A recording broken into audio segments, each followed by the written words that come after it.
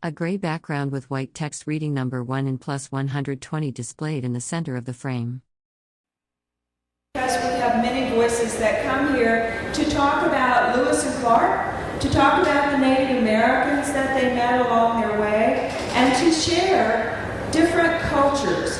And today we're very fortunate to have with us Pierre Merrick and Dwight Howe from the Omaha and Ponka Nations to talk to you a bit about their culture and share that with you today. So at this time I'd like to introduce Dwight and Pierre.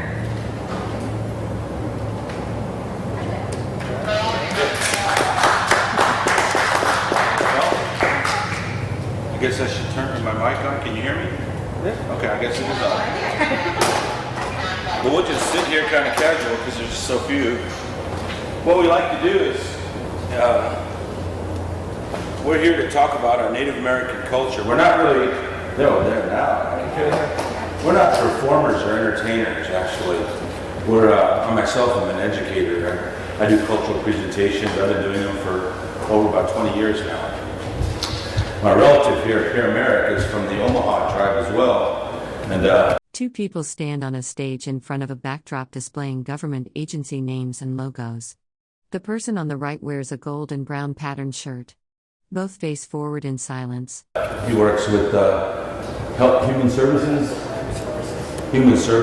and works with the Indian Child Welfare as an advocate for Native American children. He's also a singer. He sings around this drum.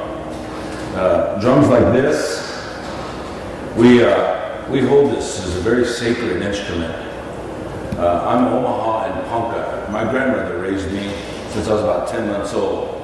So my earliest recollection of my life growing up was around elders, older people. And the Omahas and Ponkas are the same tribe. We came up from the Ohio River Valley. We're Eastern Woodlands Indians. The Kanza, Quapaw, Osage, Omaha, and Ponka were all one tribe, generations and generations ago. Maybe before the time of Columbus, we were one tribe.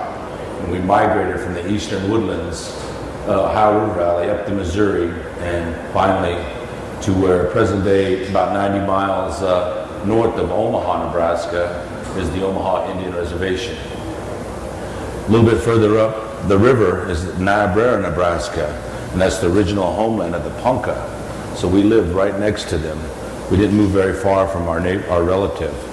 But during Andrew Jackson's era, and I guess it was right after the Battle of the Little Bighorn, with Custer getting massive wiped out, in the Battle of the Little Bighorn, there was real retaliation towards Indians, and society as a whole wanted to put a stop to the Indian wars. And even though the Ponkas never were in that battle or even at war, they were one of the tribes picked to move to Indian territory. So they were forcibly removed from Nebraska, their homeland, down to Oklahoma. And that's where I grew up. But that's my relationship with my relative here. Kind of went off the course, but I was talking about this here, this drum. Drum is symbolic to us. It's a sacred instrument. I see some tobacco here that maybe John had left here. And I'm sure before John even sang, he put some tobacco on that drum. I wasn't even here, but I can almost guarantee that he probably did. We hold that to be powerful among the Ponkas. And I can speak primarily from my upbringing, which is a Ponka culture. And it's similar but yet different from the Omahas. They talked about this being a very powerful instrument. And you can just imagine, they sang these things, sang around this many years ago when they had to go to war. And it was sort of like a pep rally in a way. It recanted those stories of their grandfathers, of Wananshe Tonga, big soldier, Wananshe Jinga, little soldier. Two people sit on a stage with a wooden drum decorated with white candles between them. A banner behind them lists various U.S. government departments and agencies. Both people face forward in silence. Kakuniche, Wegasapi, Shuragache, Smoke Maker. Those men way back there who performed brave deeds or courageous acts. They made songs about them, and they put them in songs to this drum. And they said, the way I was told is that this drum, if taken care of, and if you as a singer take care of yourself and you remember those songs in a good way, you'll make sad people happy when they hear it. If you ever hear a drum beat, it's like the beat of your heart. And if you ever get close to a drum when you're dancing, that it vibrates within you. It just shakes you. It moves you. It becomes a part of you. It's a powerful instrument, and it evokes strong emotions. It makes, like I said, sad people feel happy. It makes old people feel young, and they forget their troubles for a while. It has a medicine about it in itself that it can touch you inside. I believe that. I really have high regards for it. Among my people, the Ponkas, not anybody can just pick up a drumstick, go out there and start hitting that drum. You have to pay your way in there. You have to give away to have that right to be around this drum. You have to show the respect for this drum. Then you also have to learn the songs. You can't sit around that drum. And he was the head singer, and he had his drumstick, and he's sitting there, and all he'd have to do is just point to you, start that song. That family's asking for a certain song. You have to be able to start that song. Otherwise, you're not contributing to that whole thing that's going on there. It's a powerful thing to see everyone dancing all around this drum, recanting those songs. The way I heard it is that they had heard it sound like thunder. This man heard it sound like thunder way off, and he went over to the sound, and this woman had a hide stretched out on the ground. They stretched that. No, I'm taking that back. It was a log, and she was hitting that log, and she was singing these songs. And she said, if you sing these songs, take them back to your tribe, they will help you. And so that's what they did. They stretched a hide out, staked it to the ground, and that was their first drum. Then they made it wood. Then they made this kind of drum here out of a log. But through those songs that they were given by that woman was creation, thoughts, emotions, all those things that evolve in life. They center around this drum. And we as a person wearing glasses and a brown shirt with yellow floral patterns stands before a dark backdrop displaying text listing various federal agencies and departments. They stand with arms at their sides in a neutral posture. People gather once a year in August, and we dance and we gather, and we have camps all around the powwow. And everywhere at the camps there's prayer, there's laughter, there's fellowship. It's like reunions. And then we all come together and we dance around that drum. There's no alcohol, there's no drugs around this. This is something sacred. Or at least let me say, there's not supposed to be. There's not supposed to be. But as far as I've known, I've been to many powwows and I camp and everything, and I don't see that very much. I know that goes on in other places, but powwows that I camp at, where I'm at, I don't see that. And around the drum, I don't see that. They have a lot of respect for this thing. They have it evokes a spirit. When our menfolk went to war, the way they explained it to me, and the way I was told, is that we were a small tribe. We were smaller than the Omahas, but on all three sides of our borders were enemy. There was the Rikara, the Mandan, the Yankton Sioux, 7 nations, and the Omahas were our only border. They were our friends. And they had the Missouri River guarding them on 2 of their sides. So we sort of were a buffer zone, and we were always kind of at rage. I had to be on alert. Our men, the Hedoshka, were always on guard. And the way I was told, and the songs say that, is that they were like what I would consider like kamikazes. They were a group of men that dedicated their life for the people.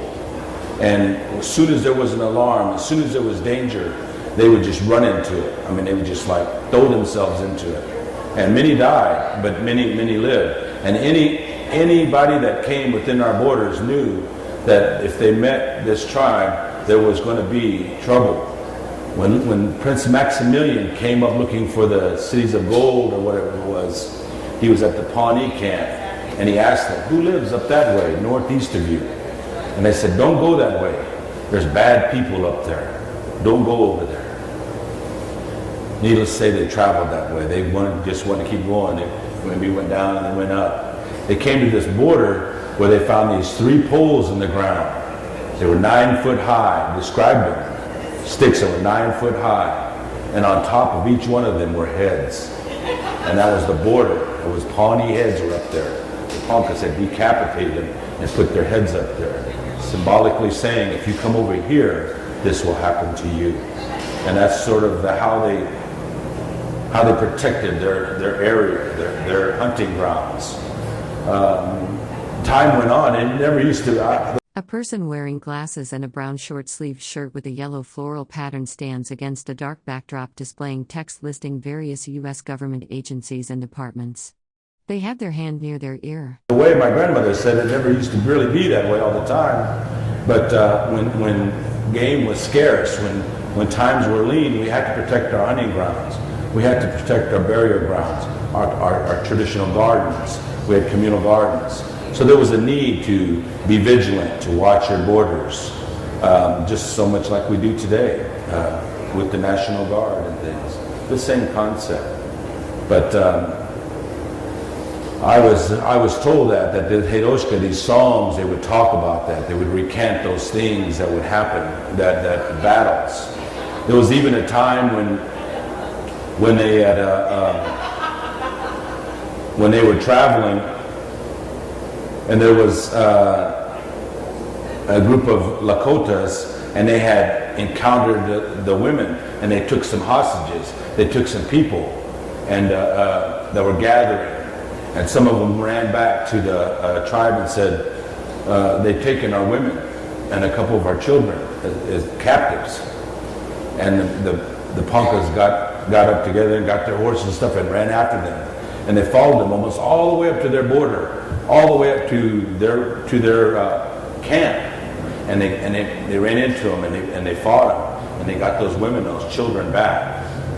Now, there's the story there. From that point on, it was a running battle all the way back to Niobrara. From like almost the Black Hills, it was like many miles. They would run, then they would stop and have to fight. And they'd fight, and then they'd back, and they'd take skirmish, and they'd take off again. And all along that way, at every skirmish, there was bloodshed. A Sioux would get shot in the leg with an arrow. A Ponka would get shot in the shoulder, or get hit with an axe or something, or one would be hurt and another one would try to save him, and he would get killed trying to save his friend. Another one would grab him and pick him up and carry him. They were told of a man that could really run fast, and one of them got shot. He got shot in the neck with a musket ball, and the other Ponka was shot in the thigh, and so he picked him up, and that Indian the other Ponka put his thumb on his neck so he wouldn't lose his blood, and they ran. Things like that happened all along that way. They got to a gully, a low spot, and they stopped. They were tired, but the Ponkas stopped. They were going to fight again. And the Sioux stopped on the other side of the hill. And the Sioux stopped and they sang a song because they recognized this as being something sacred, something significant. It was sort of like out of respect. They said, you must really think a lot of your people. That's what basically that song said. Kind of an honor. A person wearing glasses and a brown floral shirt sits on stage before a backdrop listing various U.S. government agencies and departments. They appear to be pausing during a presentation. Song. And the Ponkas made a similar song about how many brave deeds that them Sioux, what brave acts were done there along that trail all the way back on that day. And they put it into words, and they kept it. Ours is an oral tradition. It's not a written language. It's passed on through stories like this, and it's passed on through songs like what my brother sings. Without that, we'd lose so much of our culture. Being raised by my grandmother, she often would tell those things over and over and over. Who I am, where I come from.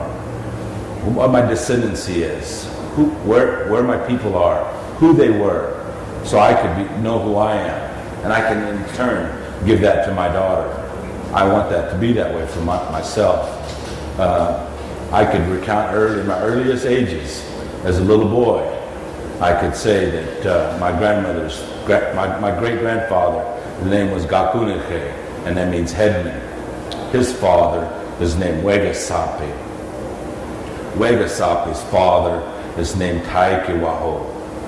Taikiwaho's father is named Manchu Jinga. Manchu is bear and Jinga is little. I know that to be true. My grandmother raised me with that, saying that's who it is.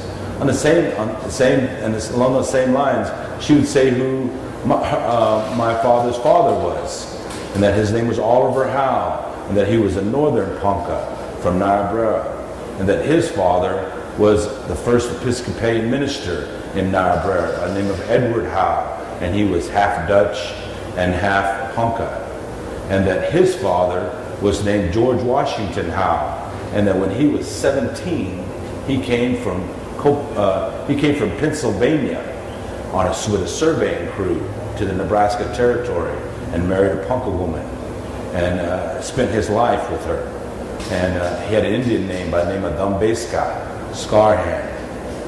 And that's my ancestry. And he came from Pennsylvania. His father was named Horatio Howe, and he came from Copenhagen, Denmark on a steamship. That's several generations back. And my grandmother always was telling me those things over and over and over. Every time there was snow, wintertime, the stories came out again. When it rained, it was time to sit in, the stories would come out. She saved things, she would do things, she had a way of looking at it. I think what she had was a sense of urgency. She wanted to retain the culture. She wanted to see that our culture didn't get lost.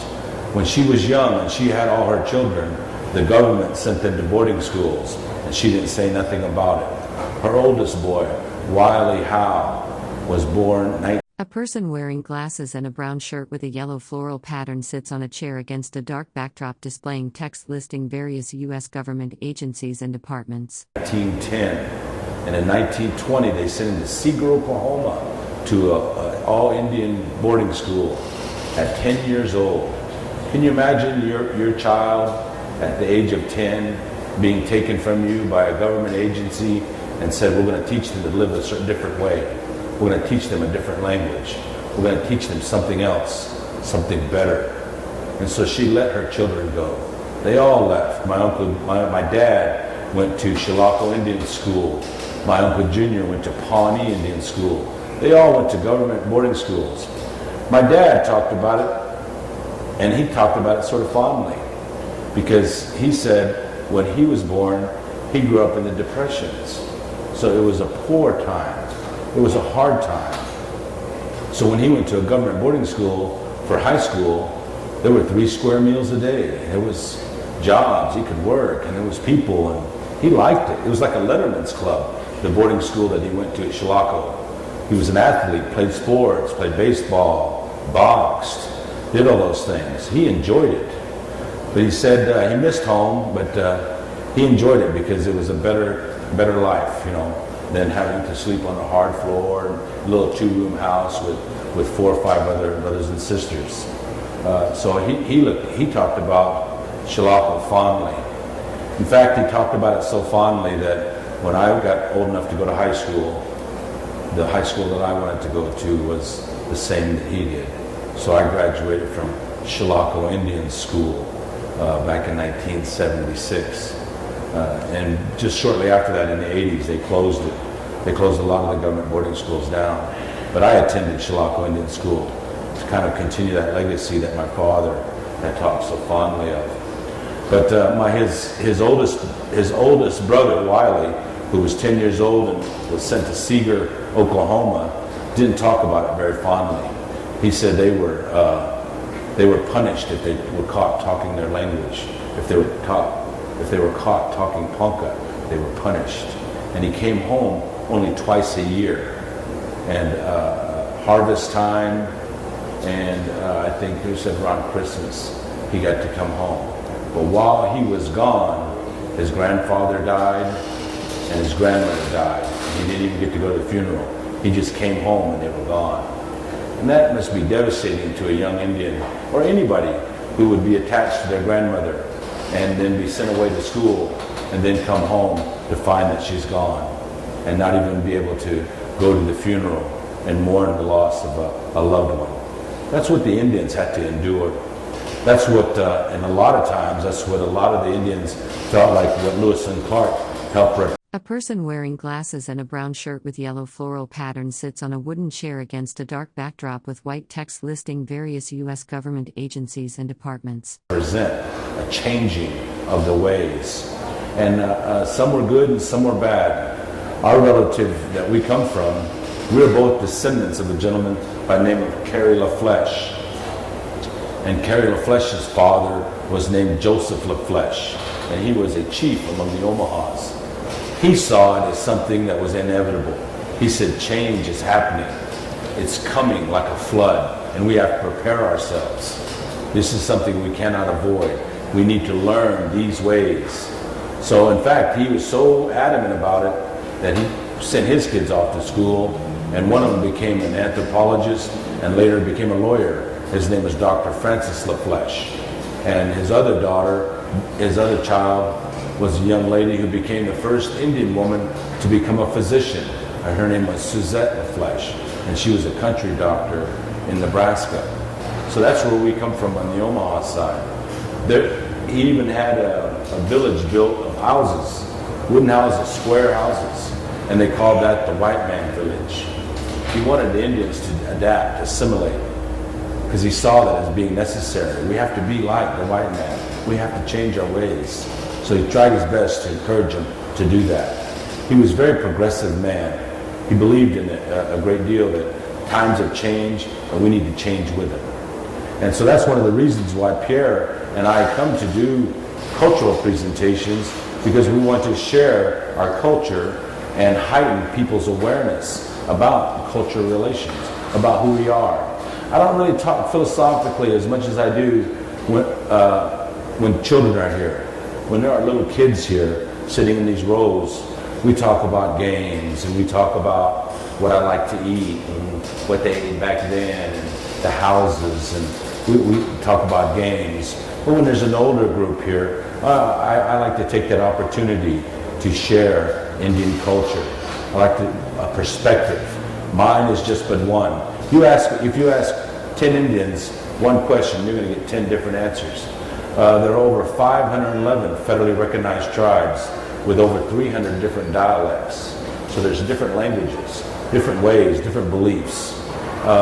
Today there are over 2 million Native Americans in the United States today, but that's still less than 1% of the total population. The significant thing about the Indians today is that over half are 30 and below. Because of poor health care, our elders, the average life expectancy is 10 years below the national average. And if you're diabetic like my brother and I, then add 7 to 10 more years off that.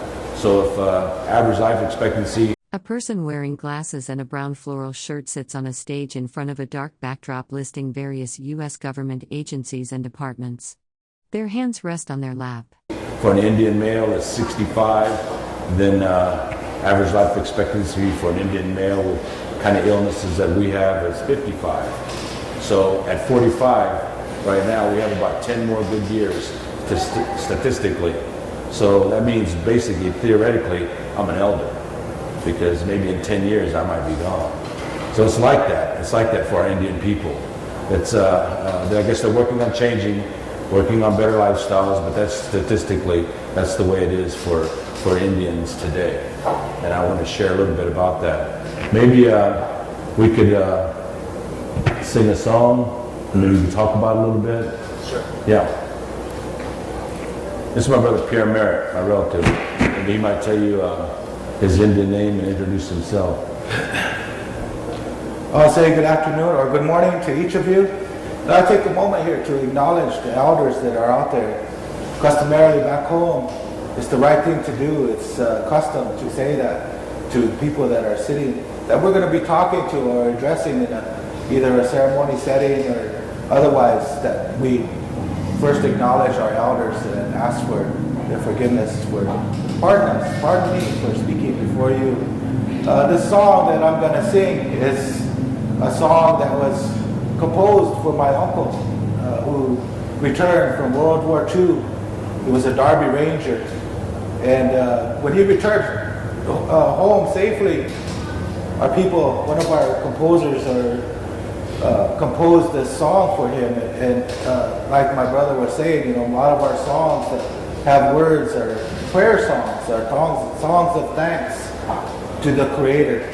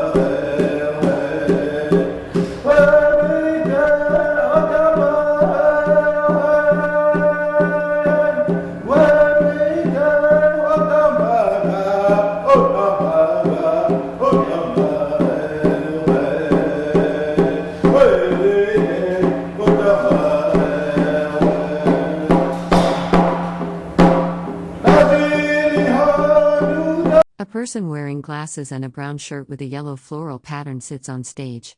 Behind them is a dark backdrop displaying white text listing various U.S. government agencies and departments.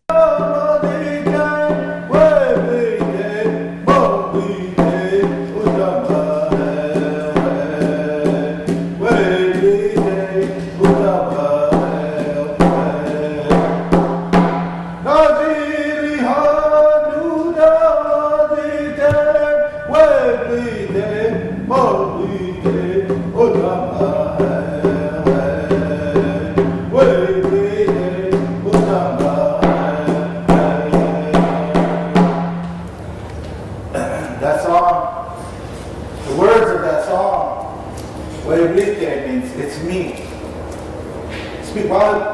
This isn't speaking to the Creator, speaking to God, addressing Him, looking for acknowledgement, asking to be looked at. It's me.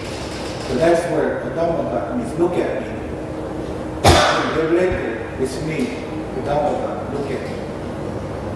The next verse is Najiliha, that's his Indian name. Mablite means he went overseas, stood on foreign soil and faced the enemy. He came home. That was the song that was composed, and that's the meaning of that song, the story behind it for him. At this time, I would like, tell you about myself a little bit. My name is Sikalpa. I'm a Kisame amongst our people. I come from the black-shouldered buffalo. My name means shaggy foreleg of a buffalo. And what I'm going to do here now is I'm going to show a slideshow of my daughter. This is my daughter. Her name is Emmy. She is a senior in high school at the South Sioux High School in Nebraska. She will be graduating next month. She's your average kid. She loves to be on the computer, go to the mall. Her mother chose to send her to school, although there was a school available to her on a reservation, a public school. Her mother and I chose to send her to the school that's about 25 miles away north of us off of the reservation, where there's probably 3 or 4 Indians. The high school she attends, there's like 2,500 students that attend this school, so it's a very competitive world that we've placed our daughter in. And she has succeeded. every summer she goes and she attends. A person wearing glasses and a brown shirt with a yellow floral pattern sits on a chair against a dark backdrop displaying text listing various U.S. government agencies and departments. A summer program at the University of North Dakota called Indians in Medicine. The school is a unique school that requires that a student be at least an honor student, not having a high grade point average while they're in school. She's been attending the school since she was in the 7th grade, like I said, and this year is her final year at this school. She's looking at going into the field of medicine as following her mother. My wife, her name is Kim. She's a nurse, and she's also in the Commissioned Corps, the military medical field. She's a lieutenant commander. She works at the Winnebago Indian Hospital in Winnebago, Nebraska. We have chose to give our children, and a lot of families amongst the Native people, push our children to the challenges that are put before them in the life that they're going to be living. We push them to compete and take every educational opportunity that comes to them. We encourage them that way. We also try to instill in them the traditional values and customs that we have within our tribe. In our school on the reservation, we have Native programs that we ask our children to be involved in. These pictures here are pictures of my daughter when she was selected as the Winnebago Veterans Powwow Princess. The dress that she wears, her mother wore that. The crown that she has, we have made for her because that's an appropriate thing to do when she holds that position as a princess for a year. She'll represent the Winnebago Veterans Association. As you see, that was in 2003. The feather that she carries when she dances, this feather, I gave to her when she was just a young girl. It's a winterhawk feather. And the bag that you see was given to her by her mother, was given to her by her grandmother. She also attends Taekwondo classes back home. This is a very big part of her life. She's been attending this for 4 years, very consistent with it. Her mother, it's either her mother or her auntie that takes her up at least 4 times a week. She attends this after school, travels home to the reservation, or sometimes we go up there and have her stuff in the car, but she attends these Monday, Wednesday, and Friday nights after school and evening. A person wearing glasses and a brown shirt with a yellow floral pattern sits against a dark backdrop displaying text listing various U.S. government agencies and departments. And then on Saturday morning, she gets up and she goes and does this again. Her and her brother's 15, he just turned 15. He'll be attending this school also, the summer school, the Indians in Medicine program. This coming year, this will be his first year. So what I'm showing here is trying to let you know that our children are the same. Our children face the same problems, and also we encourage them to set their goals high in life, and to be someday when they become an adult, they'll be a positive figure amongst our Indian community or wherever they may choose to live in this world. That's the kind of parenting that we like to do with our children across the country. This is done in all Indian reservations. Well, as my brother Pierre said, it's a balance that we're looking for with our children. We want them to be progressive and have all the opportunities that every children has, but yet in the same hand, we want to help be sure that they retain some of the cultural things that are significant, that we consider important. One example is being of service, being able to be a provider for the people. After coming out of the service, the military, I was inducted into a warrior society, a Heidoshka society, and they talked about that and to me and saying what my responsibilities were, and that was to be a protector and a provider for the people. And I think that that is a way of life that I will always have with me, instilled in me, and I hope that I can do that with my children as well. We can pass those type of things on. I often use an example when there's kids here. We talk about the Shell Society among the Omahas, and it's the same as the Dakota clan or Chiefs clan that my grandmother was a part of. And they say that you should be able to count to 100 to be a member of that society. And they don't mean 1, 2, 3, 4. They would have to come to the society, and in order to be a member of it, bring with them 100 willow sticks. And each time they lay the willow stick down, they'd have to recant something that they did, a good deed, or something that was worthy for the people. Let's say he laid a willow stick down and said, last summer this man passed away on a buffalo hunt, left a wife and 3 kids here.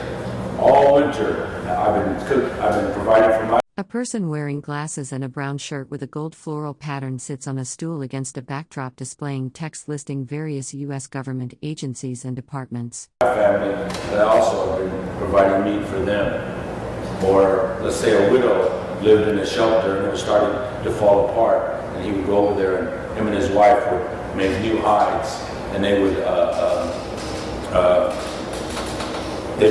fix her shelter all up. He could count that as one. Another example would be another story on top of that is that this woman came among them to the lodge, and she had all her clothes were all raggedy and worn out. Maybe like a homeless person in the streets today we might see. And he came to that. She came to that lodge, and he saw her, and he invited her in, and she sat in a place of honor. She sat down there. He told his wife, we need to help her. So they combed her hair, fixed it up. He reached back and he asked her, get some of your clothes. And they gave her a beautiful buckskin dress. And they cleaned her up, her daughter, and got water and cleaned her up, and they fed her. They gave her a beautiful fan.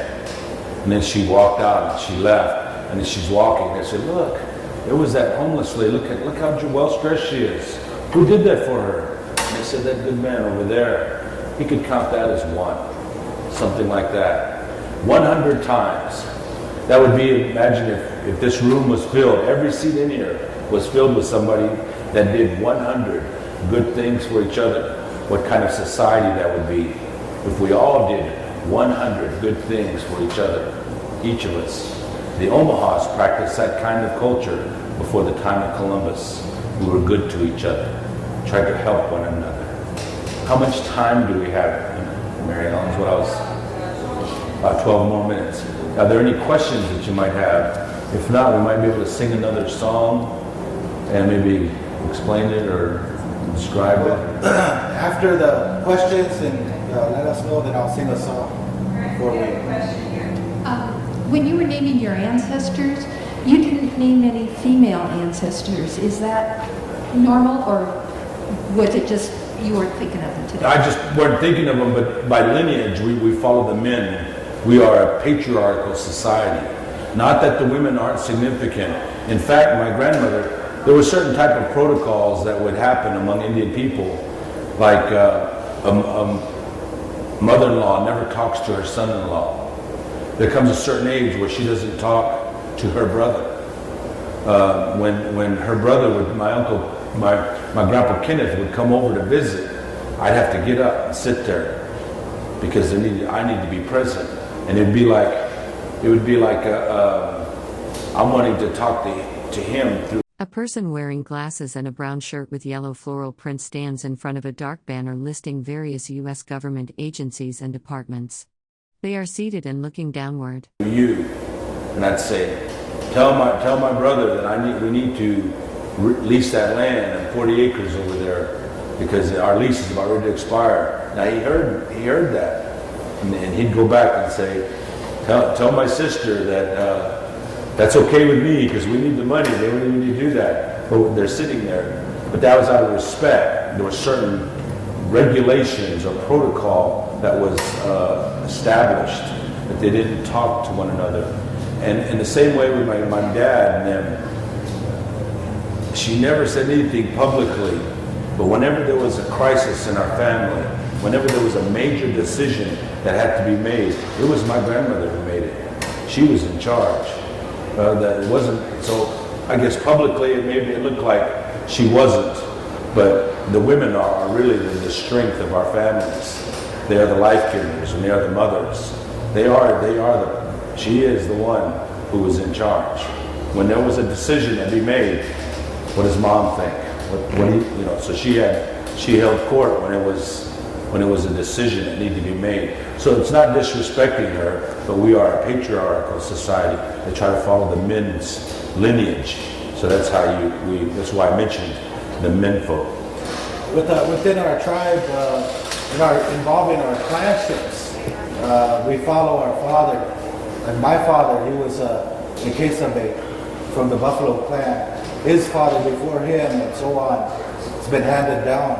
But because of our children and our relatives marrying outside the tribe, if one of our daughters marries somebody outside the tribe that isn't a part of our tribe, well, their children won't have clan names or won't belong to specific clans within our tribe. So that's kind of how, and our names, our naming ceremonies, our names apply to our clan gender or our clanship. Like my name is referred to the shaggy part of the buffalo's ankle. It's referred to the buffalo because that's where I come from. If your daughter marries outside the clan, her children don't have clan names. But if your son marries a woman who's not in your clan, do they have clan names then? Yes, they do. She becomes a part of that clan. She becomes. Right. There are times when certain tribes have enrollment requirements, like up in the northern, like in Canada and the northeast, where they are a patriarchal society. I believe the Iroquois are a patriarchal lineage. They follow, matriarchal. They follow the women. They inherit the women. When they get married, they go to the women's family. A person wearing glasses and a brown shirt with a yellow floral pattern sits on a stage in front of a dark banner listing various U.S. government agencies and departments. The naming, it goes to the women. And sometimes it can counteract each other, because if you happen to be a man and you marry a woman that your kids follow hers, they can negate each other. You could be neither tribe. You could be a full-blood Indian, but not be eligible to be on either tribe, because one would negate the other because of the lineage thing.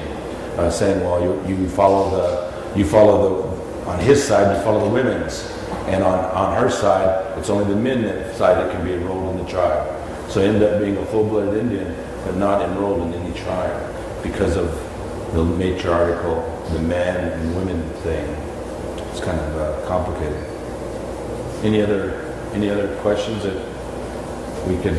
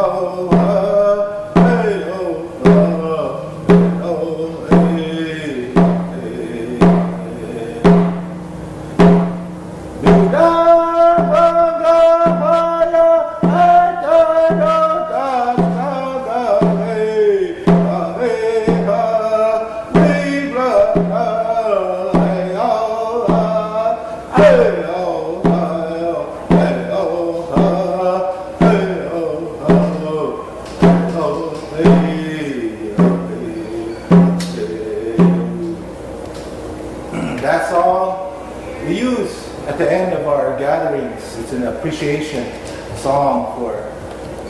A person wearing glasses and a brown shirt with a yellow floral pattern sits on stage against a backdrop listing various U.S. government agencies and departments. Today it's for your attention to me and my brother as we did our presentation. I'll say thank you.